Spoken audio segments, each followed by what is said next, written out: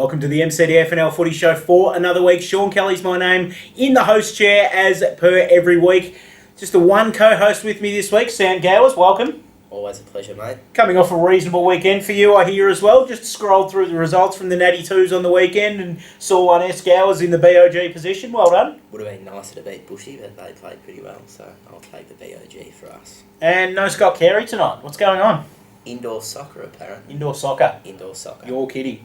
I've actually heard a whisper that it's his first game of indoor soccer, and it's a final. Oh. It's David O'Halloran style. Jeez. Making his debut in a final, so... Obviously gone out and headhunted him. Could have done. We wait with interest, and we will come back to you next week and let you know how that indoor soccer went. Let's have a look at last weekend's round 11 of MCDFNL action, though, because there were some huge results last weekend, and not too many bigger than down at the Avoca Public Park. Pretty big day for Avoca, wasn't it? Trevor Field's 500th game, their 1993 Premiership reunion, and a win over Newstead. 6 goals, 12-48. Avoca defeating Newstead 6-7-43. Murray Bond, 4 goals for Avoca was the difference in the game. There's absolutely no doubt about that. All singles to Newstead, as you can see on the screen at the moment. Best for Avoca, Nankerville, Wiltshire, Orr, Bond, Britton and Dukes. And for Newstead, Park, Con, Wall, Bright, Lovett and Gilboy, they're better players and making hay while the sun shines. And the sun didn't so much shine on the weekend. We know it was pretty average conditions all throughout the league, but Avoca 5 goals in the first quarter, really making the most of the game when the conditions were at their best. Yeah, 5 goals in pretty trying conditions, I'd say, is always a good start, and obviously it's paid off for Avoca. 2 goals straight away from what I hear. Murray Bond's actually taken a mark out of the first centre clearance, and then 2 minutes later booted his second goal of the game as well. So getting the big boy up and about, and from all reports, the reception that the Avoca boys got when they got back into the rooms was nothing short of phenomenal, with all the old-timers there from the 1993 Premiership team as well, greeting them in the rooms like they'd won their own grand final. Yeah, they would have been pretty excited, I imagine. It's good for Avoca to get up in front of such a big crowd and on such a big day for Field. And as we'll see on the ladder later on too, it has made an enormous difference as to not so much the top 8 race, but now we talk about the top 4 race, and it is on in earnest.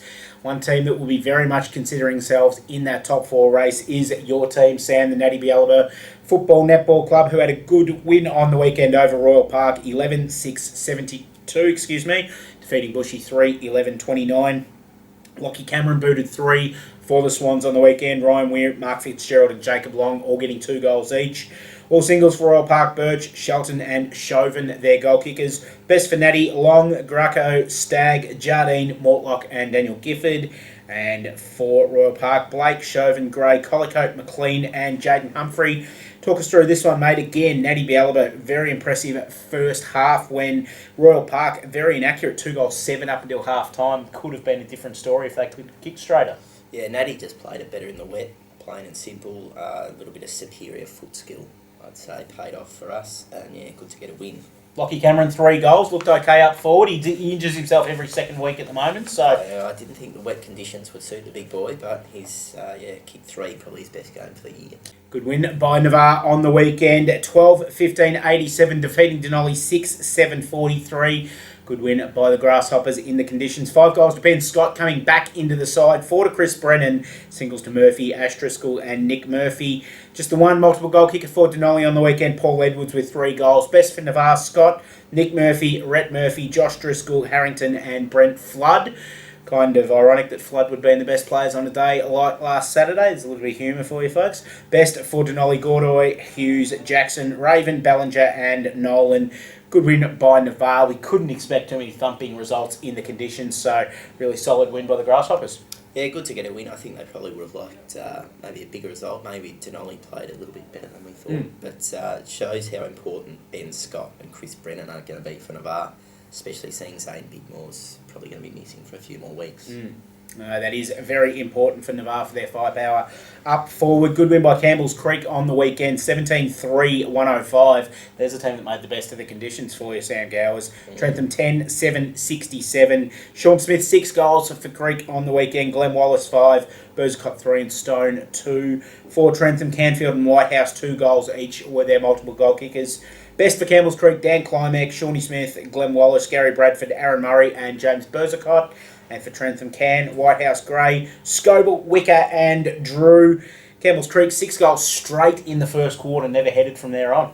Very, very good kicking considering what the conditions were like on the weekend. 17 threes, very, very accurate. Might have been a nice sunny day out at Trentham. Yeah, you don't get too many of them. No, you don't. Sean Smith's made the most of it. He liked the wet conditions, I think. Kicked 6. Yeah, fantastic game by the coach. This one was a bit of a turn-up for the books as well. Talbot taking on Lexington, and just as we were about to write Talbot's epitaph for season 2013, they've come out and knocked over a top 4 side. Talbot 7-5-47, defeating Lexington 6-9-45. Trent Barris 4 goals for Talbot, including the match winner with, I believe, 30 seconds left on the clock, sliding one through to get his team over the line.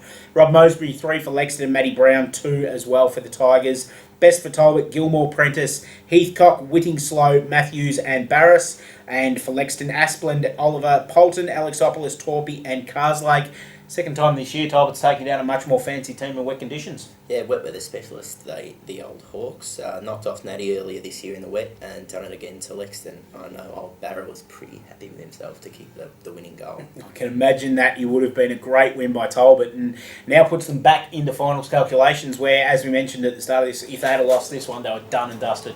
Yeah, they were pretty disappointed, I think, last week to go down to Avoca in a game that they probably were expecting to win, but came out and turned that round, knocked over Lexington. We're going to have to talk a bit louder because the office photocopy is just fired up in random, so things going off left, right and centre here at the moment as we talk about Carisbrook taking on Maldon, and a good win by Carisbrook on the weekend, 14-17-101, defeating Maldon 5-12-42. Big Nath, 3 goals for Carisbrook on the weekend. Good to see he can perform after a week on the MCDFNL footy show in conditions that didn't suit him. Jackson Bowen kicked 2 as well, as did Trav Cornwell. For Maldon, Matty Kyle, 2 goals there, only multiple goal kicker on the weekend. Best for Carisbrook, Anderson, Gray, Bilton, Cornwell, Tracy and Ben Kick. And for Maldon, McKnight, Chaffey Jones, Wayne Birchall, Tommy Kane, Hayden Kelly and Jamie Cox. Sammy. Yeah, Carisbrook just can't be stopped, can they? They cannot indeed, although it's interesting, Maldon 6 behinds in the first quarter, 3 goals, 7 up to half time.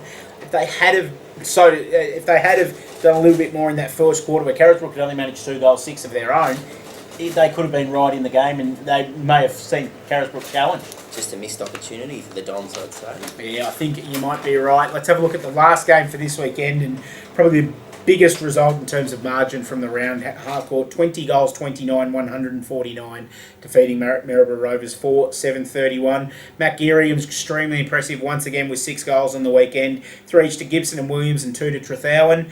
For the Maryborough Rovers, Tristan Knight's their only multiple goal kicker with 2 goals on the weekend. Best for Harcourt, Dwyer, Mitchell, Chaplin, Adlington, Mack and Purden. And for the Rovers, Nelson, Moschetti, Rolls, Sellers, Matty Stiles and James Setchers. Really good win by Harcourt, but they'll be up for goal kicking practice during the week, I'd imagine. Yeah, 20 goals, 29's not the most accurate return, but they'd be very happy with the win. We spoke before about that top 4 and then one side that would be very interested in sneaking in there. Yeah, they are indeed. Let's have a look at that ladder. We'll flash it up on the screen at the moment because it's very interesting with 5 rounds left to play. Carisbrook are on top of the ladder there. Of course, undefeated, not looking like being catched in the race for the minor premiership court even, as I actually try and speak the Queen's English rather than words I make up on my own. Navarre in second spot, 9 wins and 2 losses, sitting pretty there. After the events of the weekend, a game clear in second spot. Newstead 8 wins and 3 losses in third. Lexington 8 wins and 3 losses in fourth. And as you can see, 3 teams behind them, just a win behind, Harcourt, Avoca and Maldon. It gets very interesting when we look at next week's games where you've got Newstead taking on Lexington, Avoca taking on Harcourt. And some very, very interesting times coming up because Maldon also take on Natty Bialaba. So you've basically got the sides from 3 down to 8 playing each other this weekend. Percentage, though, is a worry for those teams ranked 5 to 8. As you can see, Sammy, the percentage is basically another game behind them. But having said that, we know Lexington play Maldon later on. It could be that they just get over the line through wins as well. Talbot not out of the race yet. As we can see, 5 wins and 6 losses. Their percentage does need a bit of work, though. They're the only contenders with a percentage under 100 at the moment. Campbell's Creek in 10th with 4 wins. Royal Park in 11th. Denali in 12th, both with 2 wins. Trentham in 13th with the 1 win. And Maryborough Rovers in 14th spot on the ladder. Very interesting ladder. Very, very interesting, and we could see a bit of a shake-up this weekend, I think. Some Could interesting be. results. It's almost time we pull out our predictions and see. Remember Your the predictions. season predictions that Scott and I made? Yeah. It's about almost 5 rounds ago now, so might be interesting pulling those out and revisiting them in the coming weeks. And let's have a look at the netball, the A-grade netball on the weekend. A really good weekend again for the A-grade netballers. Starting with Newstead defeating Avoca 47-34. Really good stuff by Newstead. Alex Dempster, 34 goals again. She's been a find since coming in to the Newstead side this season. Natty Bialaba, 39, defeating Royal Park 26. Talana Buckley's had some really good form over the last 2 weeks as well. Of course, one of our footy show favourites who's been on with us this season so far. Navarre condemning Denali to yet another loss. That's 4 in a row by my count. Navarre 54, defeating Denali 28. Trentham got the win 41-26 against Campbell's Creek. Well done to the Saints, their second win for the season. Lexton 98 defeating Talbot 11. We spoke to Renee Donahue last week and she was a little bit concerned about that one, and quite rightly so in the end. Rachel Phelan 50 goals and a fantastic performance for Lexton, but couldn't find herself in the best players, which is interesting. So some judicious work in the best players down there at the Tigers. Maldon 27 defeating Carisbrook 21. Really big game for both sides. And Harcourt 67 defeating the Rovers 29. Navarre sit on top spot in the ladder, as you can see, undefeated. Maldon in second, Natty in third. Then a game to two sides. Lexton in fourth, Carisbrook in fifth. They've got 2 games cleared in Newstead, so you think the top 4 is going to come out of one of those top 5 sides there at the moment. Couldn't see Newstead pushing themselves into a double chance position. Denali just hanging on there in 7th at the moment, tied with wins with Avoca on 8th and Harcourt in 9th, so Denali in a really precarious position for a team that played in a preliminary final last year. And it's Royal Park, Rovers, Trentham, Talbot and Campbell's Creek rounding out the A-grade netball ladder. Some really interesting results there, Sammy, and some very interesting games coming up in the next 5 weeks. Yeah, very interesting. Lexton sort of started the season a little bit shaky, I suppose you could say, and they're slowly starting to sneak up. Carisbrook's flying under the radar a little bit still. They are. And yeah. So Maldon, really? Yeah, Maldon are, even though they're in second spot. Even though they're in second spot and looking very much like a double chance prospect. And flying through this one this week, mate, let's have a look at this week's games. And I tell you, I'd hate to be a tipster this week with some of the games that are coming up. We'll start with Royal Park taking on Campbell's Creek, and game at Hedges Oval on the weekend. Campbell's Creek in pretty good form on the weekend, and Royal Park, I suppose, have fallen off a little bit since their fantastic start to the season, maybe come back to the pack a little bit. You'd favour Campbell's Creek in this one, but you never know, Bushy at home, they'll have earmarked this one as one that they can win. Yeah, we know Creek don't travel that well, but I'm still going to back them to get over the Tigers there. Maldon taking on Natty Bialaba. This is going to be a absolutely huge game down at Maldon on the weekend. Sammy, can your boys do it? Hopefully so. Maldon probably play their home ground better than anyone else in the league, I reckon. But I'd agree with that. I'm going to go with Natty still. Newstead taking on Lexton. Wowee, the big hits just keep coming this weekend. The game at Newstead, 3rd and 4th on the ladder, and for the winner, they just about lock in the double chance, I reckon, come finals time. For the loser, they leave themselves very, very vulnerable to dropping down into elimination final territory. Yeah, this is almost a toss of the coin job. I'm going to go with Newstead purely because it's their home ground. Yep, I agree with you on that one. It'll be interesting to see what the weather's like as well. Obviously, both teams getting knocked over in the wet on the weekend. As the photocopier starts up again, so we'll just have to talk that a little bit louder once again. Avoca taking on Harcourt. Wow, they keep coming, don't they, as well? And of course, Avoca, the fantastic win on the weekend, but Harcourt have been in some really, really good form of late. Yeah, I'm going to go with Harcourt. I just think they've been the better side so far this season. I'd agree with you on that one. Maryborough Rovers taking on Navarre, and unfortunately the crystal ball can't see a win in the Maryborough Rovers' future for this one. No, this is a nice easy one, Navarre for me. Talbot taking on Denali, and the Hawks would start favourites in this one at home. In again, every game from here on in is basically an elimination final for Talbot. Yep, Talbot for me.